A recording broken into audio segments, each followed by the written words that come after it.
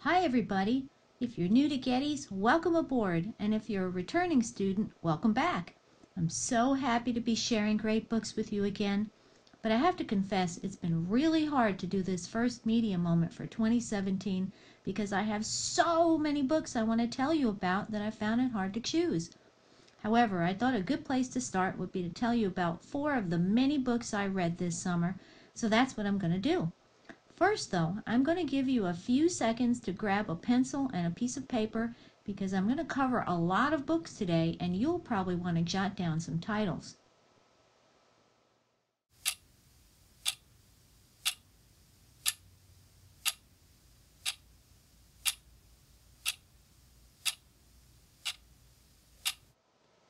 See You in the Cosmos is one of those special books that's very hard to describe, but that you just love every minute of.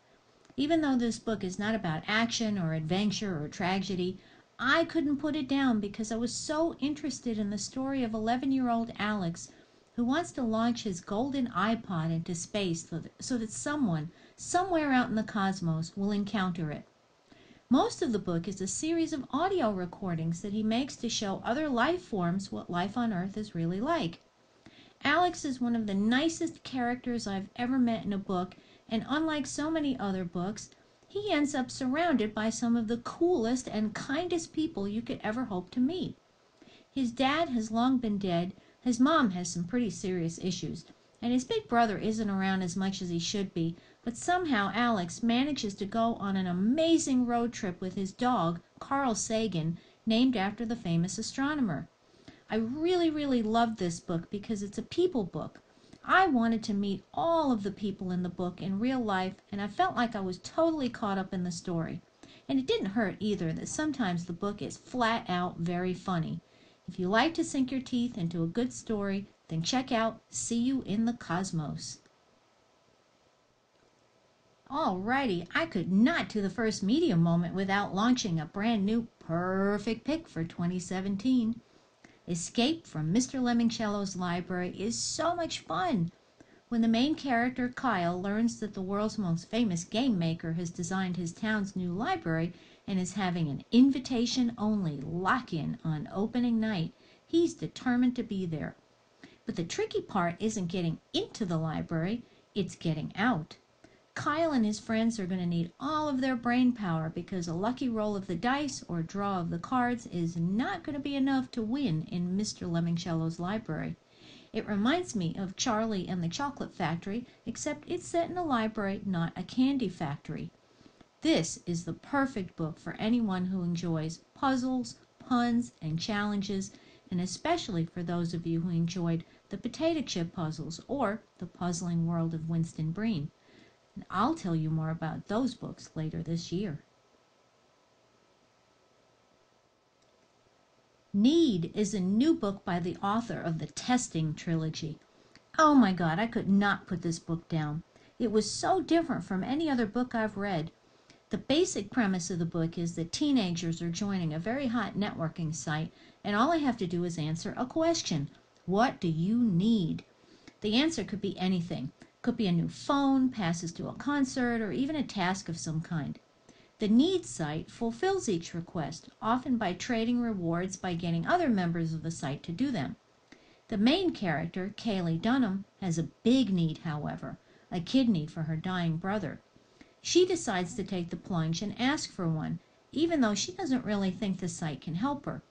When she realizes that the demand the site makes on users in exchange for their desires keeps increasing, she tries to unravel the mystery of who created the Need network before it destroys everyone.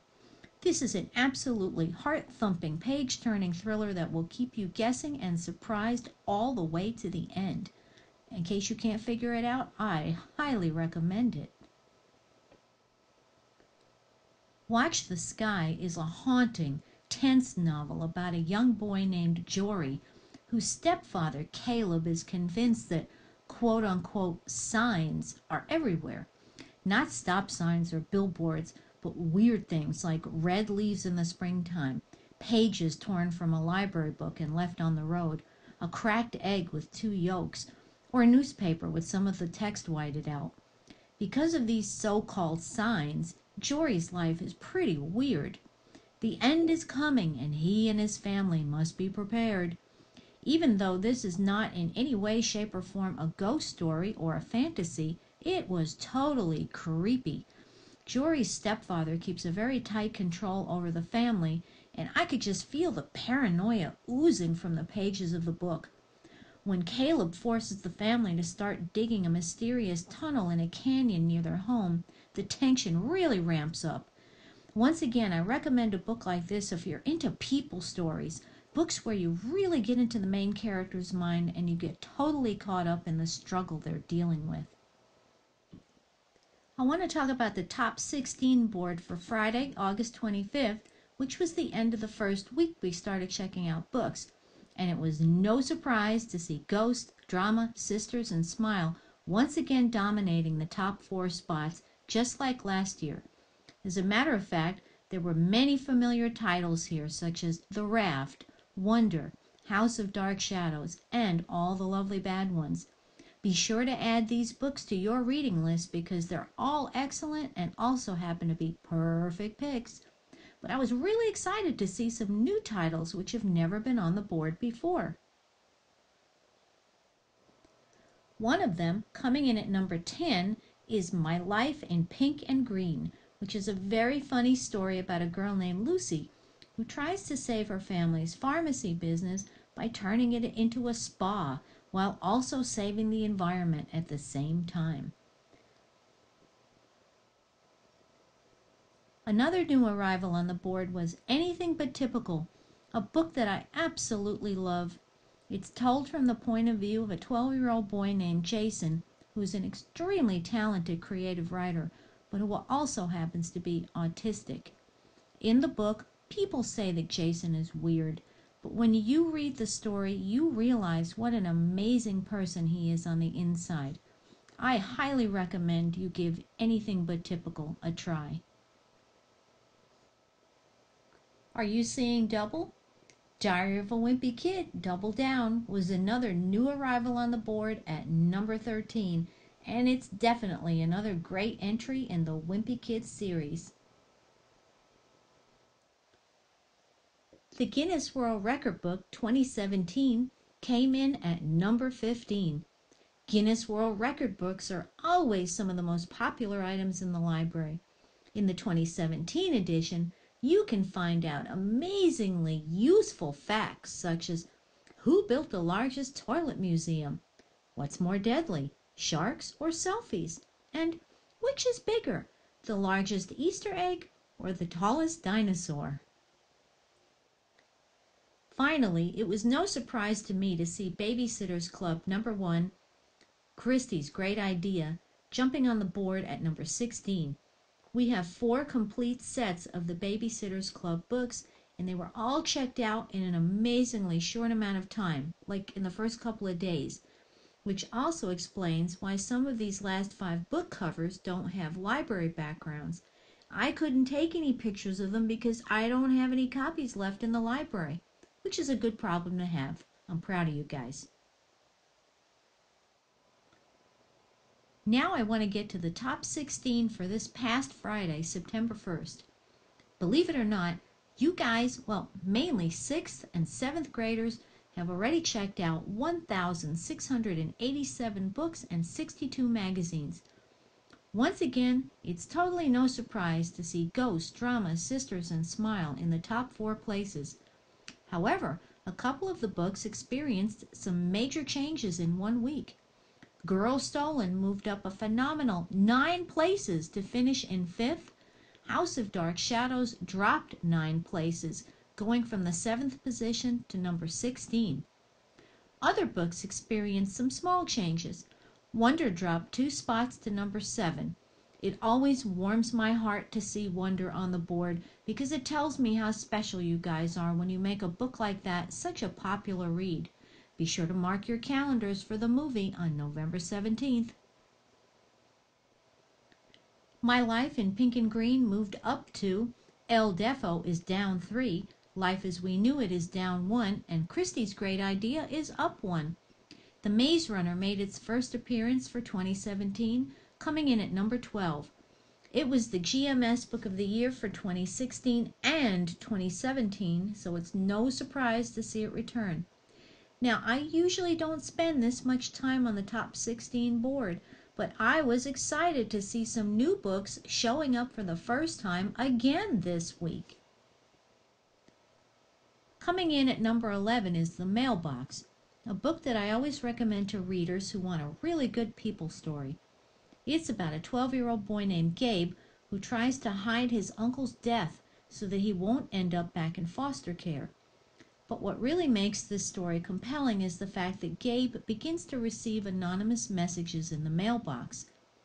You will be in suspense throughout most of the story as Gabe fends for himself and tries to discover who's sending these mysterious messages. Another new title on the board is My Life is a Book, and it's another one of my favorites. I always like to recommend this first book in the My Life series to readers who've moved on from the Diary of a Wimpy Kid books and are looking for something similar. My Life is a Book features Derek, a 12-year-old boy who's supposedly a reluctant reader and has to endure his summer vacation at a learning camp instead of dropping water balloons on the UPS truck or climbing on his garage roof. Derek includes great illustrations throughout his very funny story. Don't miss it. Finally, coming in at number 14 is Payback Time. This is a great combination football story and mystery written by one of our best sports writers, Carl Duker. You won't be able to put this one down as you follow the story of a Seattle high school football team's drive toward the state championship, along with a school sports reporter who thinks he's discovered a cheating scandal masterminded by the coach. This is the kind of book that can be enjoyed by anyone, not just sports fans. While I'm at it, I also want to point out a couple of Carl Duker's other great books. Heart of a Champion is not just a great baseball story. It's the story of two friends and what happens to them when one of them faces a tragic loss. Jim Candy deals with the very serious subject of steroids through the story of high school football player Mick Johnson, who starts buying, quote, Jim Candy from a trainer after he gets tackled in an important game and wants to prove himself to his dad, who had been in the NFL.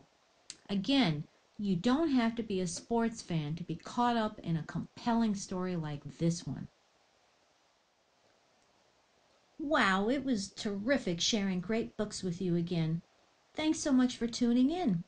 Be sure to thank your teacher for showing the video. Please subscribe to my channel, and don't forget to make time for reading. Bye-bye.